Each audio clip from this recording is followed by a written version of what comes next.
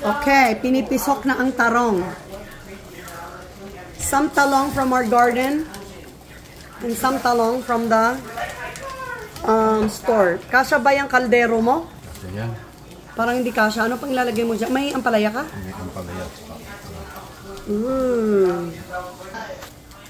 Wow, nagimasan. Oh my goodness. Makakalimutan ko na naman ang pangalan ko nito. Ano pangalan mo? Pinagwapo ka, Lakay. Sino ako?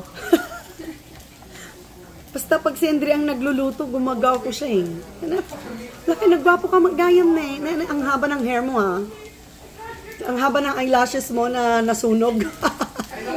Umaba na yung eyelashes niya. Wow! Oh my gosh! It's full to the brim. Ano ba yan? Punong-puno. Paano mo kikiwarin yan? Okay, ano pa to? Okay, tapos mag-aaras kaldo pa.